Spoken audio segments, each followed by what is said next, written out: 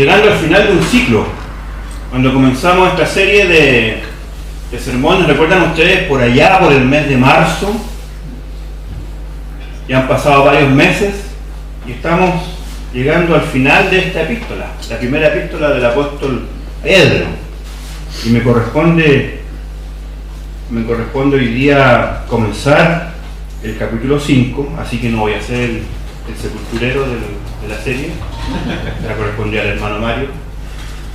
Y ha sido realmente un privilegio el poder conocer y profundizar un poco más lo que el Señor nos quiere enseñar a través de este estudio, de esta serie de mensajes, y que hemos aprendido mucho respecto a lo que el apóstol Pedro nos ha querido enseñar. Voy a leer lo que nos dice en los primeros versículos, cuando dice en el capítulo 5: ruego a los ancianos que están entre vosotros, yo anciano también con ellos, y testigo de los padecimientos de Cristo, que soy también participante de la gloria que será revelada.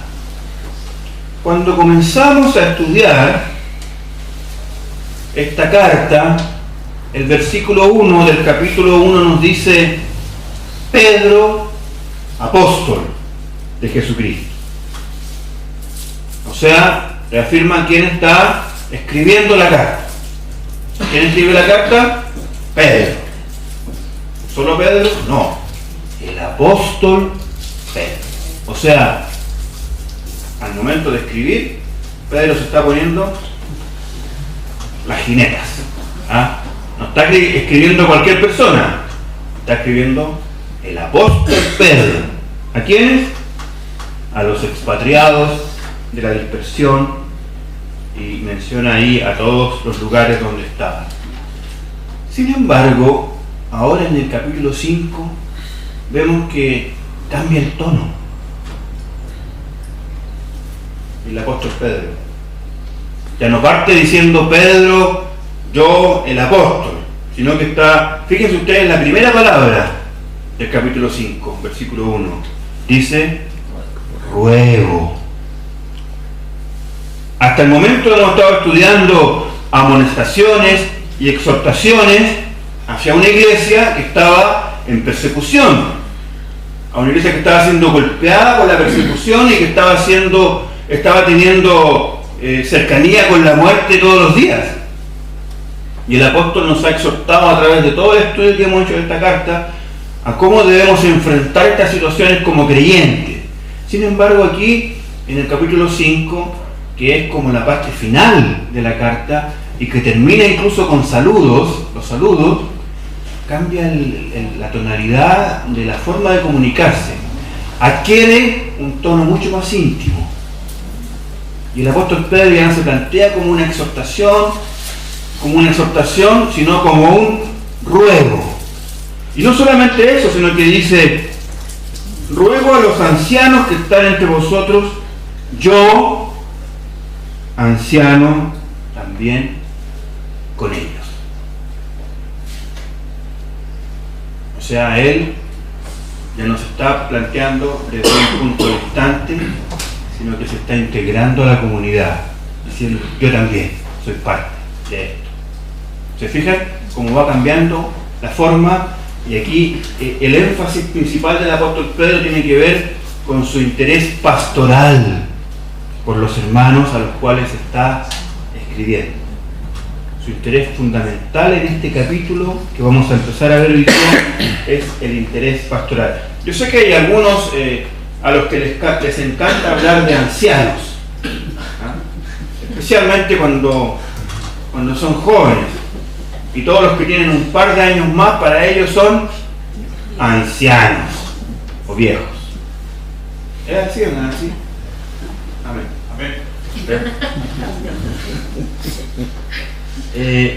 La palabra que aparece aquí como anciano se refiere no tanto a la edad, sino a la tarea que tenían estas personas en la congregación. Entonces, en estos 7 versículos vamos a analizar o vamos a extraer 3 aspectos que a mí me parecieron que que pudieran ser importantes a considerar al terminar esta serie de sermones.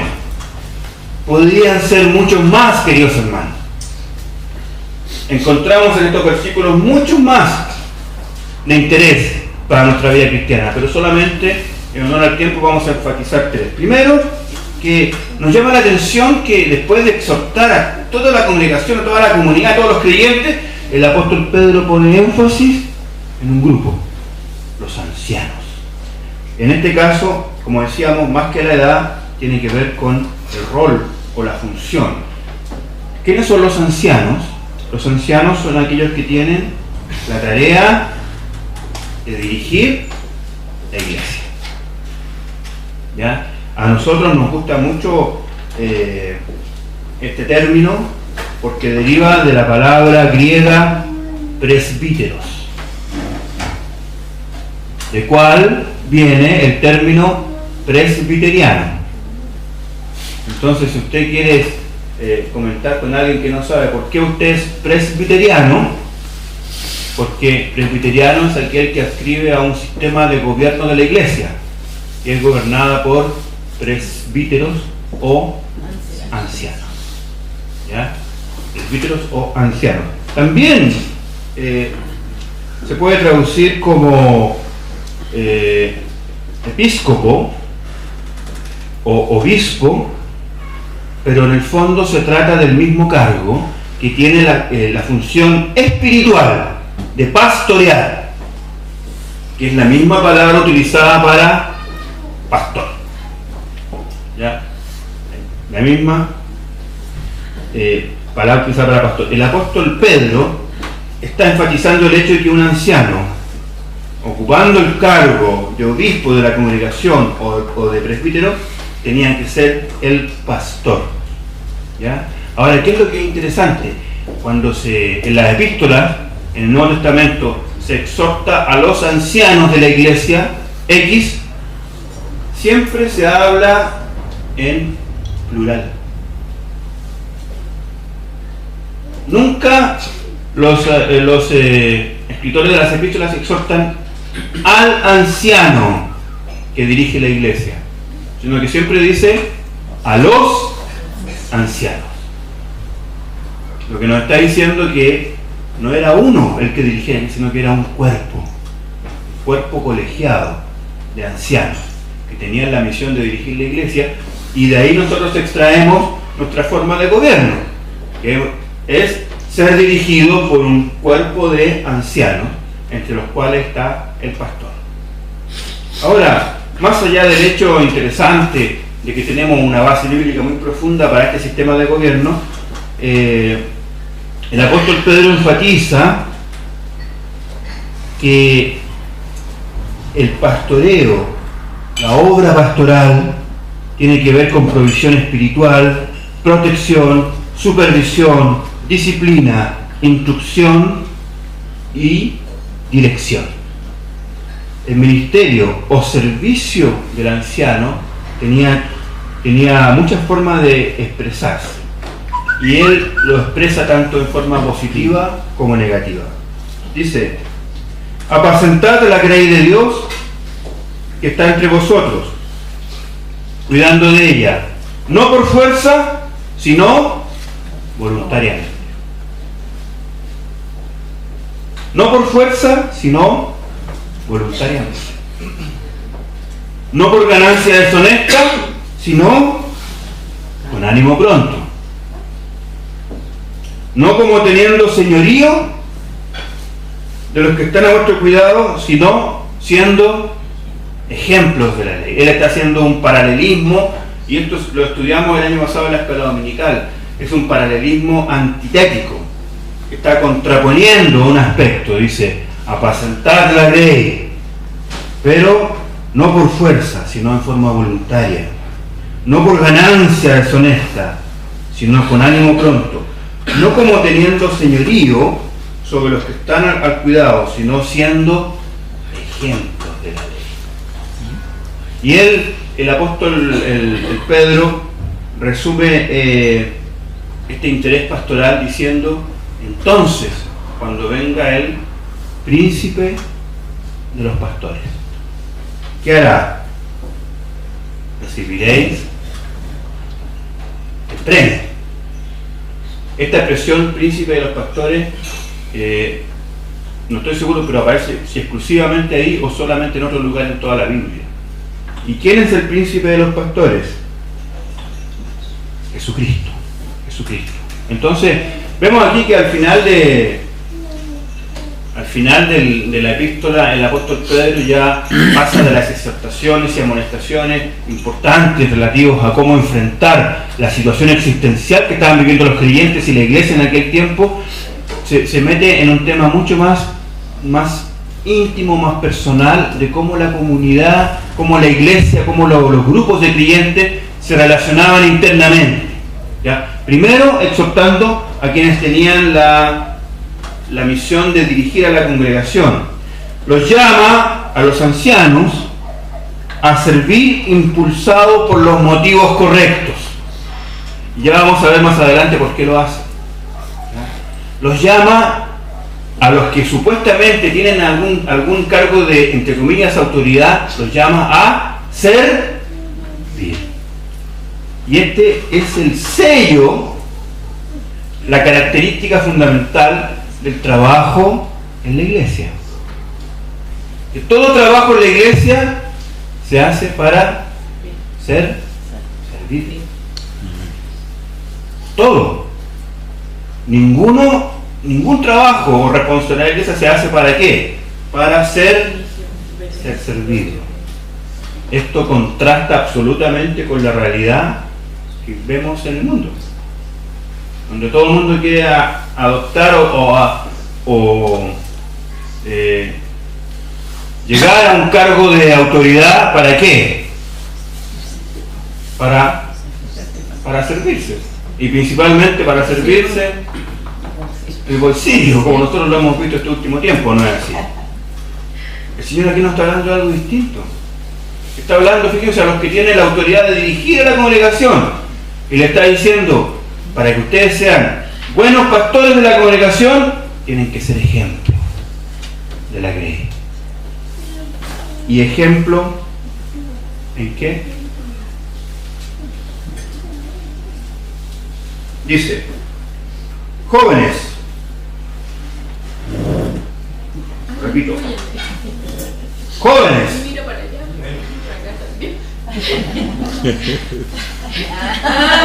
aquí. ahí está, están sujetos a los ancianos.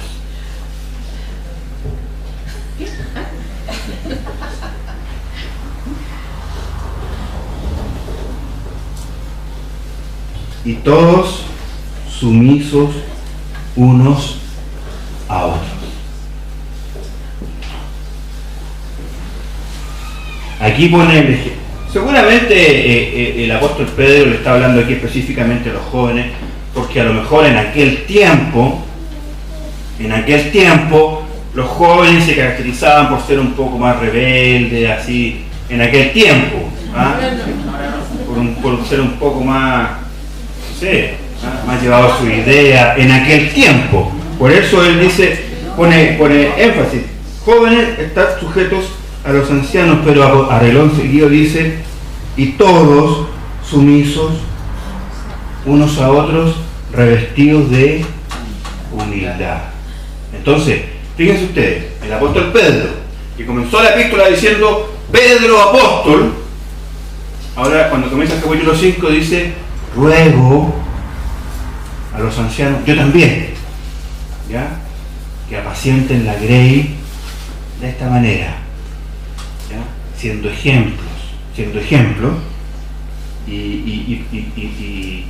y enfatiza este ejemplo a través de someterse unos a otros en humildad. O sea, la palabra aquí es humíllense. ¿Cómo podemos someternos unos a otros? Humillándonos. Y hoy día humillarse o tener humildad tiene una connotación absolutamente negativa en el mundo que nosotros estamos viviendo. Eso no es lo que el mundo nos enseña. Ser humildes unos con otros. lo contrario. El mundo nos enseña ¿a qué? A tener orgullo, a tener autoridad, a tener poder sobre los demás. Agresividad. La humildad, quiero destacar este aspecto porque Pedro comienza aquí el capítulo y dijimos ya en un tono mucho más íntimo, mucho más cercano, ya no de amonestación tan desde arriba, tan severa, poniéndose él mismo dentro de la comunidad y está hablando de cómo tenían que establecerse las relaciones entre la Grey y pone como primer punto la humildad para someterse unos a otros, revestidos de humildad, dice. ¿Por qué? Dios resiste a los soberbios y da gracia a los humildes. La humildad no es un rasgo muy popular en el mundo moderno.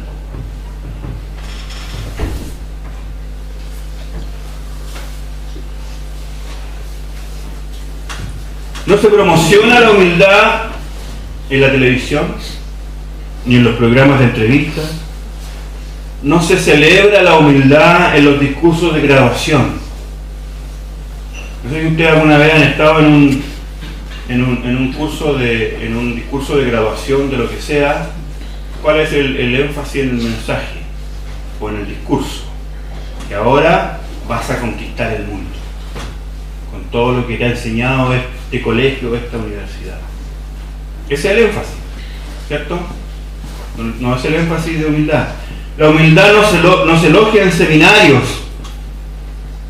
Cuando las empresas a fin de año hacen esas típicas charlas o seminarios, no se nombra entre los valores esenciales. Si nosotros vamos a una librería y vamos a los libros de la sección de autoayuda, inclusive las librerías cristianas, no encontramos libros sobre la humildad. La razón esencial para esto no es tan difícil de encontrar. La humildad solo puede sobrevivir en la presencia de Dios. Cuando se va la humildad, cuando se va Dios, se va la humildad. De hecho, podríamos decir que la humildad sigue a Dios como una sombra. Podemos esperar encontrar la humildad siendo aplaudida en la sociedad tantas veces como encontramos a Dios siendo aplaudido en la sociedad. ¿Cuántas veces? Casi nunca. Lo que nos está diciendo aquí el apóstol Pedro, que la humildad es inherente a la vida del cristiano. Y él parte diciendo, yo les ruego, y fíjense que parte por quienes están en el liderazgo de la iglesia, les ruego que sean sumisos unos con otros a través de la humildad. John Piper dice que hace algunos años atrás la edición de un famoso periódico en Estados Unidos expresó una editorial que cautivó su atención. Dice: hay algunos que se agarran ingenuamente a la memoria nostálgica de Dios. La persona típica que va a la iglesia aparta unas pocas horas cada semana para expresar lo sagrado, pero el resto del tiempo es sumergido en una sociedad que ya no reconoce a Dios como una fuerza omnisciente y omnipotente que ha de ser amada y alabada. Hoy día somos demasiado sofisticados para Dios. Podemos valernos por nosotros mismos. Estamos preparados y listos para escoger y para definir nuestra propia existencia. Entonces, ¿cuál es el mensaje que encontramos? Tienes que valerte por ti mismo, tomar tus decisiones, lograr las cosas por tu propio esfuerzo. Y si en ese camino necesitas aplastar a los demás, mala suerte. Lo importante, y en primer lugar aquí, eres tú. Y en segundo lugar, eres tú. Y en tercer lugar, tú. Eso es lo que hoy día vivimos, sumergidos en una sociedad de lunes a sábado, por la tarde. En cambio, el mensaje bíblico nos habla de algo totalmente distinto. Cuando se abandona a Dios, el Dios con minúscula sustituto toma su lugar. ¿Y quién es este Dios con minúscula? El hombre. Y por definición eso es lo opuesto a la humildad, o sea, el orgullo. Hoy día la sociedad nos habla del orgullo, que es lo opuesto a la humildad. El ambiente que vivimos todos los días, que respiramos, es hostil a la humildad. Por eso, queridos hermanos, por eso, queridas hermanas, este texto que estamos leyendo es totalmente extraño a nuestra época, y por eso es que es tan necesario para nuestra época. El apóstol está diciendo, fíjense, están jóvenes, sujetos a los ancianos, y todos sumisos unos a otros, revestidos de humildad, porque Dios resiste a los soberbios y da gracia a los humildes. Amén.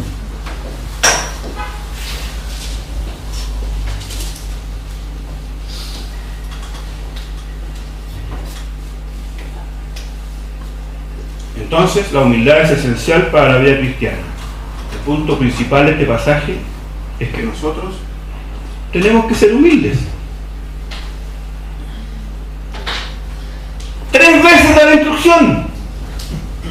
Los jóvenes están sujetos, sean humildes. ¿A quiénes? A los mayores. Todos revestidos de humildad. ¿En qué? En su relacionamiento, en su trato mutuo. Y tercero, humillaos pues bajo la poderosa mano de Dios, para que Él os exalte cuando fuere tiempo. El punto principal de estos 3 versículos es que la humildad entonces es esencial en la vida de un cristiano, es la marca distintiva de un verdadero cristiano. La marca distintiva de un verdadero cristiano es la humildad. Y en este momento entonces el texto nos llama, nos exhorta a revisarnos, a analizarnos, a conversar con nosotros mismos. ¿Cómo está mi vida? ¿Cómo está mi carácter? ¿Cómo está mi reacción?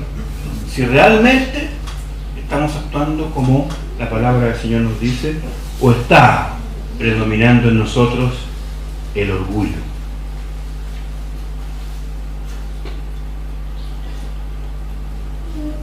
Fíjense ustedes que hay una conexión entre los versículos 6 y 7.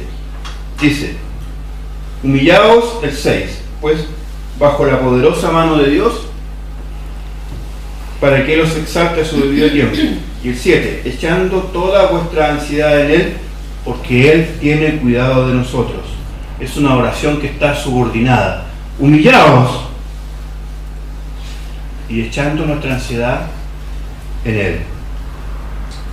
Esto puede significar que depositar nuestras ansiedades en Dios es una expresión de humildad. Es como decir, coman con buenos modales, masticando con la boca cerrada. Manejen cuidadosamente, manteniendo los ojos abiertos. Sean generosos, invitando a alguien en su casa el día del Señor, etc. Humillaos, echando vuestra ansiedad sobre Él. Una forma de ser humilde es depositar sus ansiedades en Dios, lo cual significa que un estorbo a depositar nuestras ansiedades en Dios es el orgullo. Esto está expresando que la preocupación excesiva por el futuro eventualmente podría ser una forma de orgullo, y la humildad es el opuesto a eso.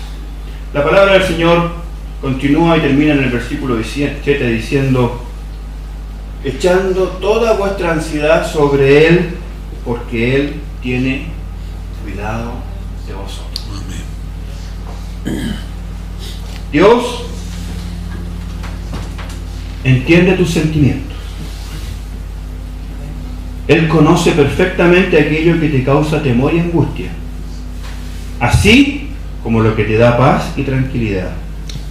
Cuando Pedro escribe sobre el sufrimiento, la humildad y el depositar nuestra ansiedad en Dios, la iglesia estaba siendo perseguida ferozmente. No nos olvidemos del contexto que aprendimos al principio de la serie sobre cuándo el apóstol está escribiendo esta epístola. No era un tiempo tranquilo, no era un tiempo de paz. Sin embargo, lo que Dios nos muestra a través del apóstol Pedro es que las circunstancias no pueden ni deben determinar nuestro estado. ¿Cómo se logra esto? Depositando en Él toda nuestra ansiedad. Imaginemos por un momento lo que la iglesia atravesaba en ese entonces. Prácticamente se relacionaban con la muerte todos los días. ¿Ustedes piensan que ese sería un motivo para estar ansioso o nervioso? Pensemos un poco en los creyentes en Siria, cuyas casas son marcadas por los islamistas extremos para que allí vayan a asesinarlos, a todos. ¿No es un motivo para tener angustia, para tener ansiedad? Quizás durante muchos años este sea uno de los versículos que más se ha leído de esta epístola y ha sido un motivo de sostén, de consuelo y de ayuda para muchos creyentes en Cristo, quienes, perseguidos, azotados, humillados y sufrido toda clase de vejámenes, han mantenido en su corazón estas palabras del Señor. Depositar toda nuestra ansiedad en Él, porque Él nos cuida. Recién, antes de comenzar el sermón, cantábamos una alabanza que está basada en el Salmo 23. Hermosa alabanza que dice: el Señor es mi pastor, nada me faltará. Y cuando nosotros reconocemos que el Señor es nuestro pastor, que nada falta en nuestras vidas, es cuando estamos realmente siendo humildes. Lo contrario, queridos hermanos, es el orgullo de creer que nosotros vamos a solucionar todos nuestros problemas, que nosotros vamos a salir adelante, que en base a mi esfuerzo, a mi capacidad, a mi inteligencia, yo voy a superar esto. Cuando lo que tenemos que hacer es depositar toda nuestra carga en las manos del Señor, porque Él sabe de qué tenemos necesidad. ¿Cuántas son nuestras ansiedades diarias? Podríamos hacer el ejercicio de empezar a escribirlas. No terminaríamos nunca. Partiendo por la ansiedad de despertarse a la hora en la mañana.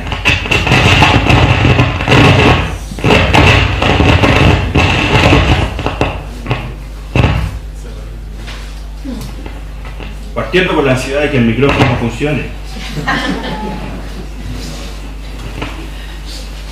Algunos tienen más problemas con esta ansiedad de levantarse en la mañana a la hora. Los seminaristas, sobre todo.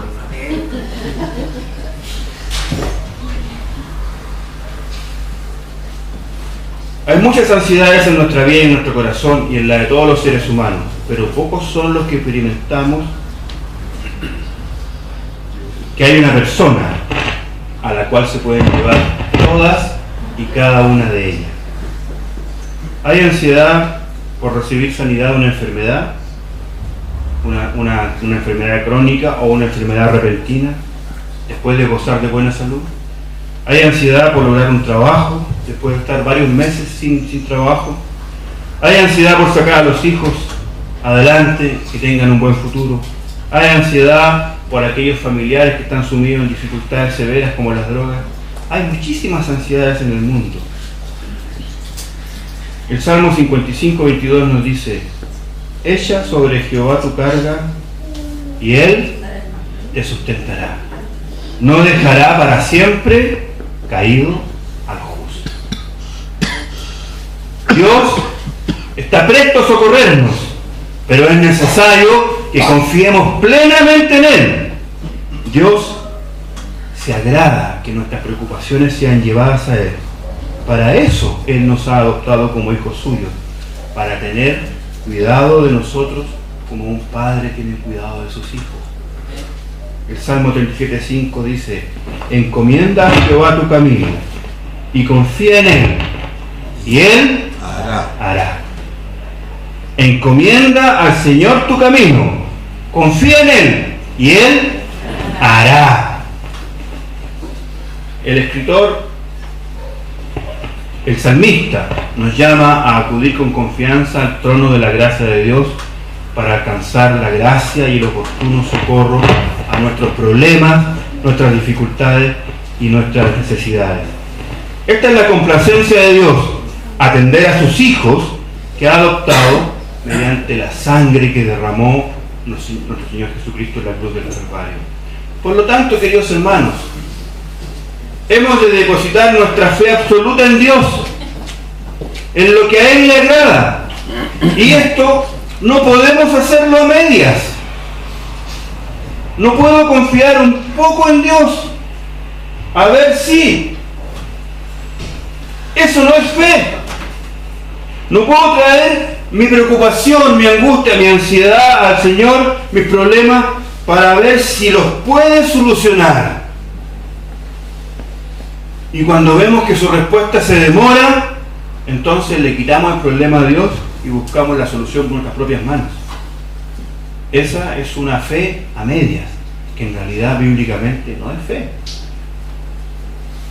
Podemos tener muchos problemas de salud, problemas económicos, problemas con los hijos, con la esposa, con el esposo, con el trabajo, con la polola, con el pololo, con los vecinos, con los amigos, con los compañeros de universidad, de colegio, de trabajo, etc. Y Dios quiere que nuestra ansiedad por una solución a los problemas sean depositadas en Él, y Él hará por nosotros lo que nosotros no podemos hacer. Solo Él y nadie más que Él tiene cuidado de nosotros. Nadie como Él cuidará de nuestra vida. Allá afuera nos tratan de vender la solución a los problemas. Productos para reducir el estrés, las vacaciones, los masajes, el spa. Muchas cosas nos ofrecen ¿para qué? Para minimizar el sufrimiento. Pero Dios no trabaja así. ¿Qué dice Dios? Él dice: tráeme tu ansiedad, tráeme a mis pies tu sufrimiento, trae a mis pies tus dolores y tus penas, trae a mis pies tus angustias y pesares. Yo te cuido, voy a darte gozo, paz, vida abundante y alegría. Él le da sentido a nuestra vida diaria. Él nos da la razón para levantarnos por la mañana y salir un día más. Tal vez todo puede estar de cabeza en tu vida. Tal vez nada tiene sentido. Tal vez llevamos mucho tiempo tratando de encontrar una solución. Tal vez Dios quiere enseñarte lo mismo que le enseñó a la iglesia en los tiempos de Pedro. Siéntete gozoso de sufrir a causa de Cristo. Sé humilde en todo lo que hagas. Confía en Él, que Él te cuida y entrega toda tu ansiedad en Él. Olvidémonos de querer entender cómo suceden todas las cosas y confiemos que Él tiene todo el control. Mientras la iglesia estaba siendo perseguida, aplastada injustamente, Pedro nos dice: manténganse humildes. No dejen que la soberbia y el orgullo se apoderen de ustedes. Y el Señor hoy día nos dice: mantente tranquilo y humilde de corazón. No importa lo que estés atravesando, Dios te cuida, Dios te ama y Dios está a tu lado. No necesitas entender lo que está pasando, solamente necesitamos entender, reconocer que necesitamos de Él. Entreguemos a Él toda nuestra ansiedad, nuestras dudas y nuestros miedos al único que puede eliminarnos de la vida sin tener que cambiar globalmente nuestras circunstancias. Seamos humildes en todo lo que hagamos y dejemos que el Señor se encargue de lo demás. Seamos humildes en todo lo que hagamos y dejemos que el Señor se encargue de todo lo demás, porque Él tiene cuidado de nosotros. Amén. Oremos.